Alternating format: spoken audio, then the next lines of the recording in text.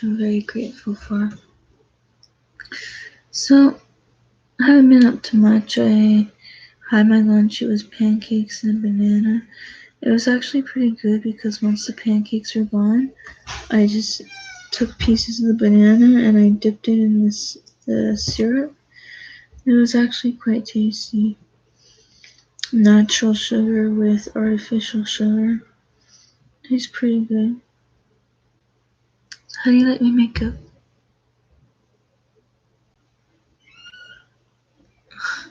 It's not a big deal. I was wearing lip gloss earlier. It's kind of come off. Yeah, that's okay. I'm not the fashion police.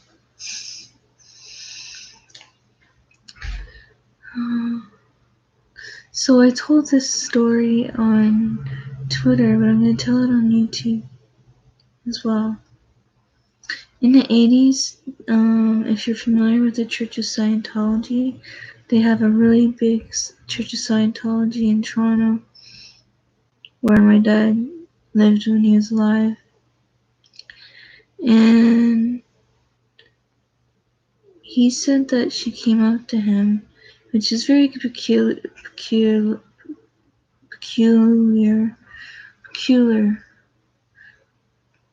whatever, peculiar, you know what I mean? Very peculiar thing happened is that he was about to get on the bus, the TTC, and this lady said, "Want to go on a date sometime?" And my dad said, "She's not bad looking. She seems nice. I think I'll think about it." When she gave her my dad's, when she gave my dad her number, and he just had a funny feeling. He did, and he had a few drinks the night before. So when he woke up, you know all those religious programs are usually on TV on a Sunday. Well, he called her Sunday afternoon to see what her plans were, and all of a sudden he flipped the channel on TV, and there she is with her husband. They were just trying to recruit my dad, and he's like, "Oh my Jesus, sorry for my language." He's like, "Oh my gosh." He couldn't believe it. Like, we don't know if she was just trying to recruit him or wanted to cheat on her husband, but it wasn't fun. My dad didn't want that. So, but yeah, that's definitely a true story.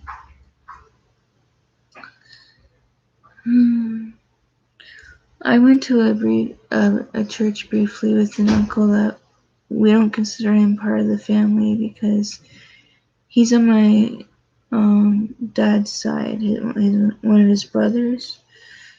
Last time I seen him, I was about 15.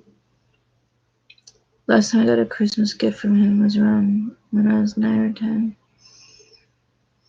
And he's just an idiot moron. They're really religious. I don't know what church they go to or what their faith is, but he's wingnut. I'm sorry. When my grandfather passed away, he called my grandmother and he said, "Oh, do I have to come? Like to the funeral, right? Like, this is your mom, her husband, your dad just died, and you have the nerve to say that?"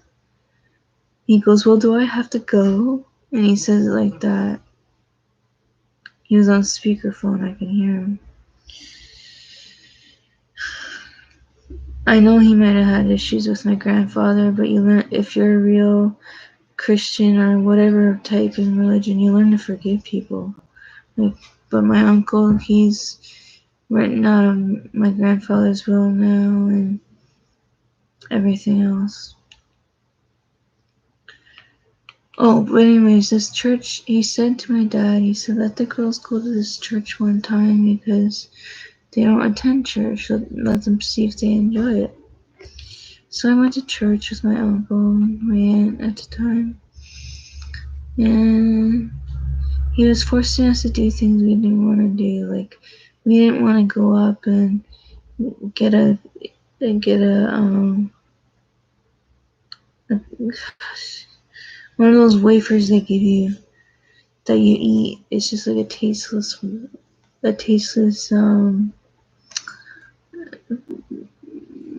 cracker, I guess. And you know how they have Sunday school for kids?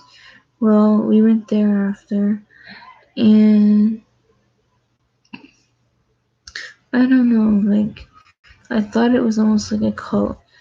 They were like, the men, well, the boys were allowed to sit on chairs, and all the women had to sit on the floor, and this was intentional. I don't agree with it, but I guess that's what happens. I joined the wrong church. I went home and told my mom about it, and my mom said she'll never send me there again. Which was a good thing. My hair's pretty blah, but at least I can put it in a headband. So what are you all up to today?